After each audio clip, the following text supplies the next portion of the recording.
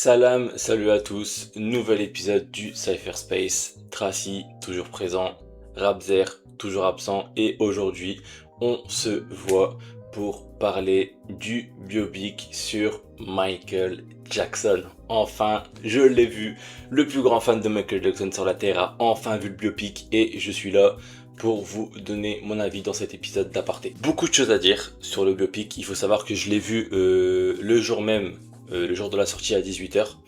Alors je ferai une partie non spoiler et une partie spoiler, bien que à mon avis il n'y a pas forcément grand chose à dire dans la partie non spoil. Et de toute façon c'est la vie de Michael, donc il n'y a pas grand chose à spoiler vu que tout le monde connaît à peu près la vie de Michael, je pense. Au moins dans les grandes lignes. Faut savoir que pour remettre un peu du contexte, j'avais fait une première vidéo sur la chaîne pour expliquer un peu mes attentes vis-à-vis du biopic, car il faut savoir que je suis un grand fan de Michael Jackson, donc pour moi c'est un peu hyper important de voir ce film, vu que je suis un grand fan de la carrière du type, c'est mon artiste préféré, c'est une des personnes qui m'inspire le plus, tant par sa créativité que par son humanité, etc. et aussi sa complexité. Donc pour moi c'est quelque chose qui était important de voir, comme beaucoup de monde, et du coup je vais vous donner mon avis. Alors, partie non spoil. Je vais vous donner mon avis général sans rentrer dans les détails et sans spoiler. Et ensuite je ferai un avis spoiler où là je rentrerai plus dans les détails de certaines choses qui m'ont dérangé ou qui m'ont plu. Si je devais donner un avis général, le film est cool. Il est bien. Il est juste bien. Mais je pense que ça dépend aussi de l'affect et de la connaissance que tu as vis-à-vis de Michael. Je m'explique.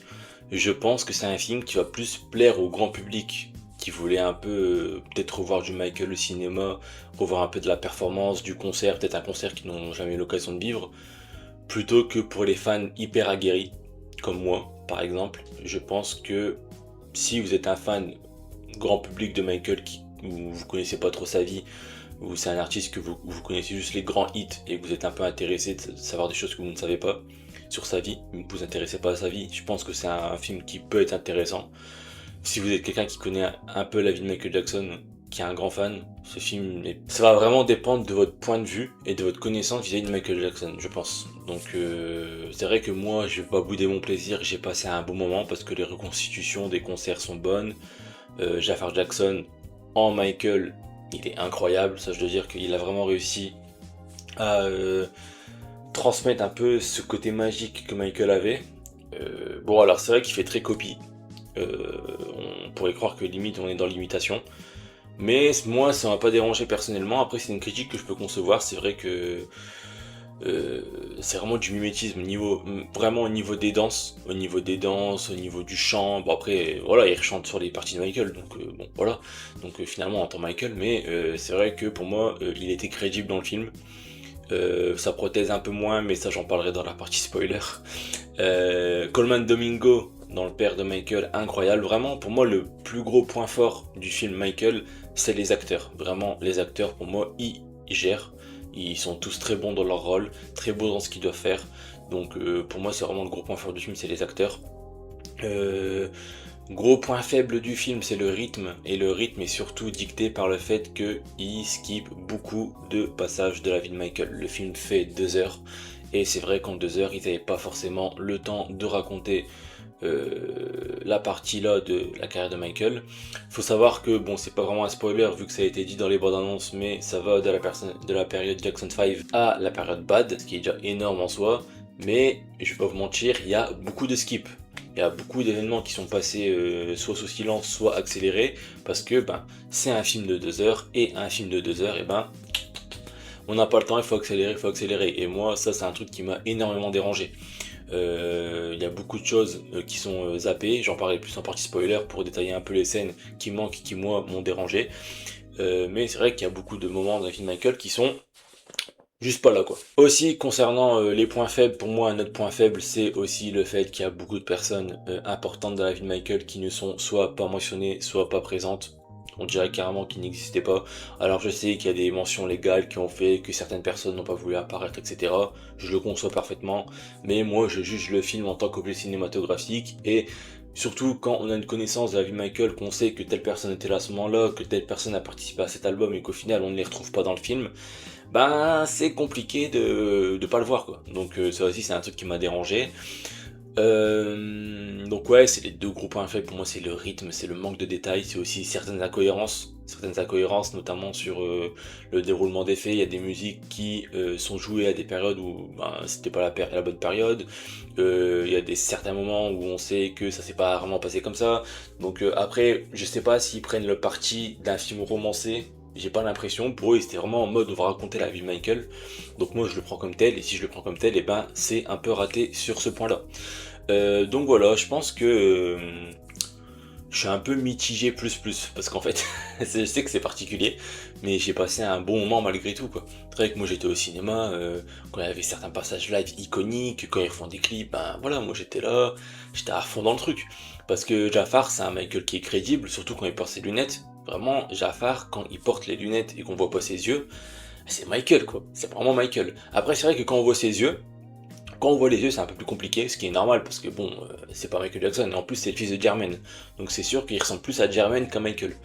Donc c'est vraiment au niveau des yeux où des fois j'avais l'impression, enfin je voyais moins Michael, mais c'est vrai que quand il porte ses lunettes ou même quand on le voit de loin sur scène, quand il danse, quand il refait le premier moonwalk, quand il fait le Victory Tour, etc. Enfin voilà quoi, c'est Michael. Donc ça, moi je pense que c'est vraiment le truc le plus important qu'ils ont réussi.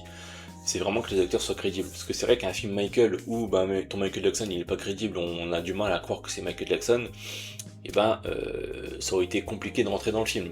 Donc je pense que, ouais, pour résumer mon avis non spoiler, je pense que c'est un film qui va plaire vraiment au grand public et qui est destiné au grand public, qui est destiné aussi à, je pense, laver un peu l'honneur de Michael Jackson après toutes les accusations qu'il y a eu.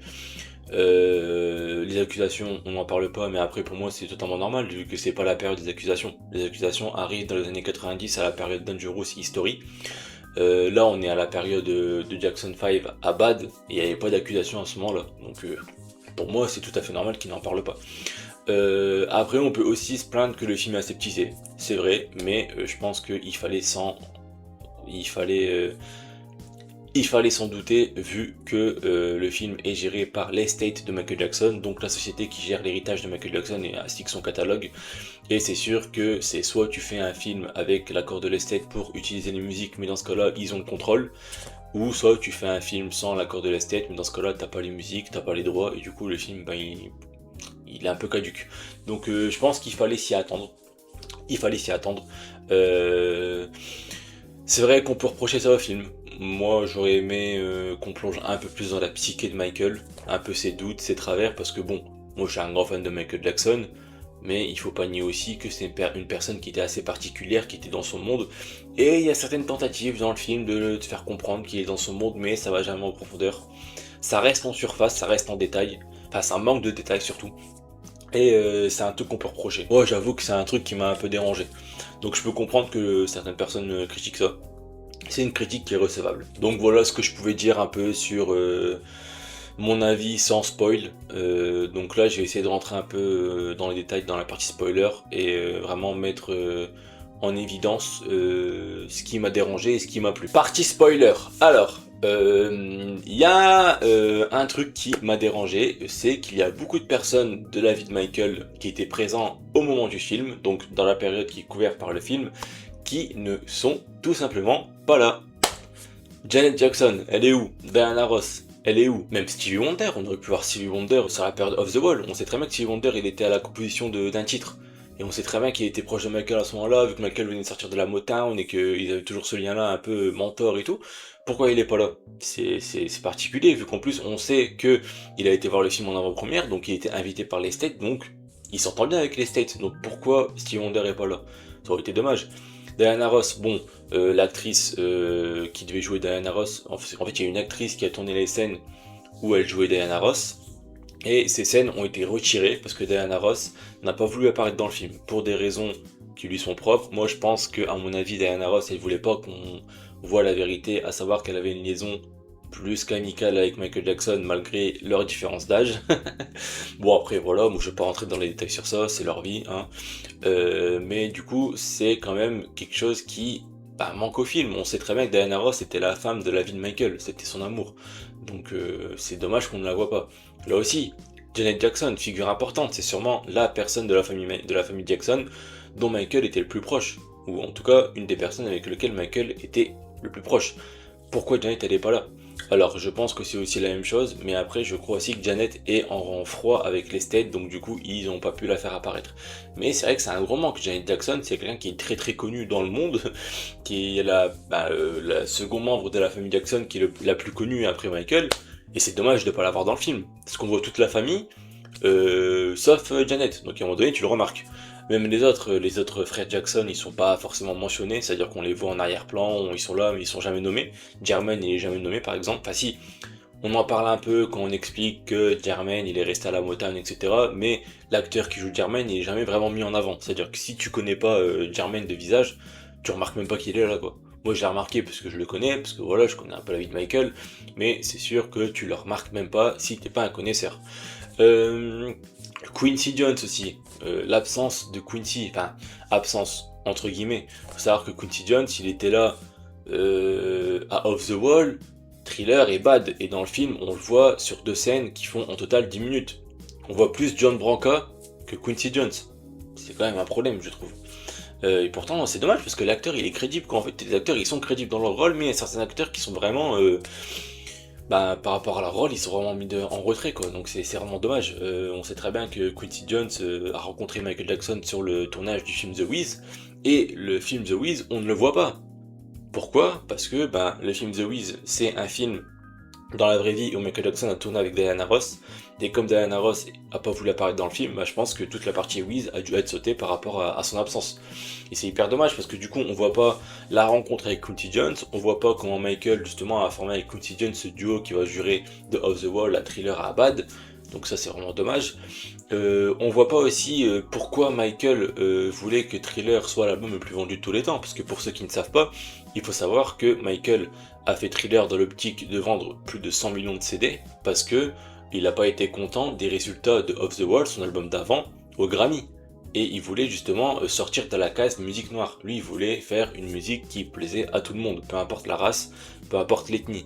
Et c'est le fait qu'au Grammy, il n'a remporté que des prix minimes avec Off the Wall qui a fait qu'il voulait que Thriller soit le blockbuster ultime. Et ça, on ne le voit pas. Donc ça aussi, c'est hyper dommage, je trouve. Et ça fait le lien avec mon plus gros défaut, c'est que ça va trop vite. On zappe The Wiz, on zappe les grands moments de Off the Wall, on zappe aussi Thriller, beaucoup de Thriller aussi. Thriller, il y a un petit montage dynamique sur le fait qu'il choisit justement le fait que c'est le nom de Thriller, que Beat It, etc. C'était venu du fait qu'il avait vu un documentaire sur les gangs, etc. Mais en fait, vraiment, les gars, Thriller, ça mériterait limite un film propre sur la conception de l'album, tellement cet album-là, il est riche, dense, et tellement il y a une histoire. Faut savoir que par exemple, Michael et Quincy, ils s'embrouillaient beaucoup dans la conception de Thriller parce que c'est deux perfectionnistes qui n'avaient pas forcément la même vision, notamment sur Wanna Be Starting Something, je crois, où ils n'étaient pas d'accord sur les violons, etc. Et ils s'embrouillaient sur ça au téléphone. Donc, on n'a pas ça dans le film, parce qu'on les voit pas beaucoup à deux en fait, on les voit que sur 2 scènes. Donc c'est vraiment dommage quoi. Ça c'est vraiment un truc qui manque au film je trouve. Ouais en fait c'est que le film va trop vite. Par exemple le film finit sur Bad, mais il y a une grosse ellipse entre le Victory Tour et Bad. Et le Victory Tour c'est 84, Bad c'est 87. Donc ça veut dire que t'as zappé la conception de Bad, t'as zappé la soirée iconique We Are the World où Michael rassemble tout le gratin de la musique pour faire une musique caritative. Tu zappes vraiment une erreur entière. Donc après, je sais aussi que le film a été coupé au montage. Faut savoir qu'il y avait 30 minutes à peu près, il me semble, sur les affaires.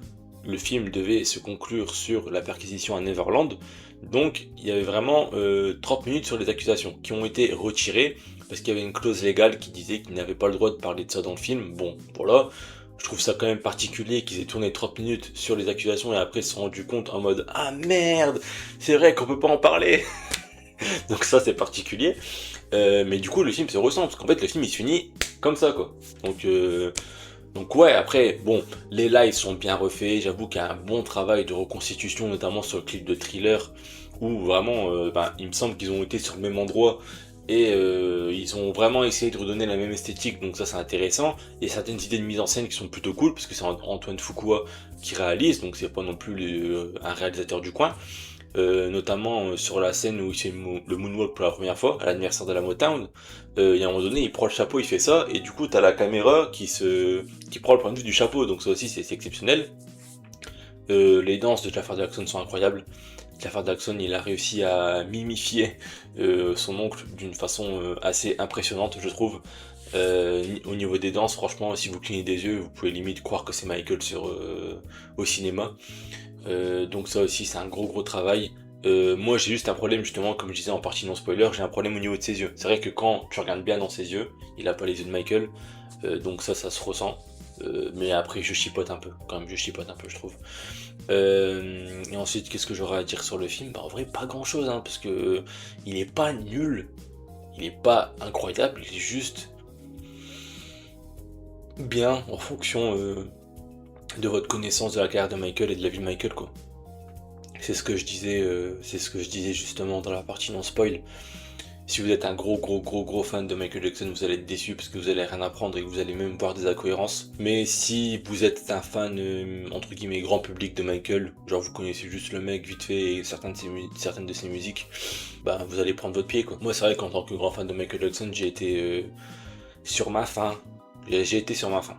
Il y a le côté fanservice qui m'a eu, parce que c'est très bien retranscrit, les lives sont très bien retranscrits, les clips sont très bien refaits aussi, Jafar il est convaincant à Michael, mais c'est sûr qu'il y a un côté vraiment grand fan qui est déçu du fait que ça aille trop vite, que c'est trop rushé, qu'il y a trop d'événements qui sont zappés, qu'il y a un côté un peu playlist jukebox qui m'énerve, qu'il y a des personnages importants qui sont pas là, que ce soit pour des raisons juridiques ou non, bah moi je suis obligé de juger sur le fait qu'ils sont pas là, ils sont pas là et ça me dérange. Donc ouais, je ressors en ayant passé un bon moment. Est-ce que je le reverrai? Ouais, pourquoi pas. Est-ce que c'est un film immanquable? Est-ce que c'est le biopic le plus grand de tous les temps? Est-ce que c'est le meilleur biopic de l'histoire? Je pense que non. Je pense que non, j'ai largement préféré Better Man, Rocketman ou même Malcolm X pour sortir des biopics musicaux. Donc voilà, j'ai quand même hâte de voir la suite. S'il y a une suite, bon, le film finit sur son histoire continue, donc ça veut dire qu'il y a une suite. Mais après, si c'est une suite où ils abordent pas les accusations, sachant que la carrière de Michael à partir des années 90 tourne beaucoup autour des accusations, autour des addictions, aux propos folles, etc., aux démérols et au procès. S'ils peuvent pas aborder tous ces cas-là, ou s'ils n'osent pas aborder ces cas-là pour diverses raisons qui leur sont propres, bah, ça va être compliqué de faire un film intéressant. Donc à voir. Voilà. Je pense que j'ai tout dit. En tout cas, n'hésitez pas à me donner votre avis en commentaire. Et nous, on se retrouve sur Cypherspace, l'espace de toutes les cultures. Banks.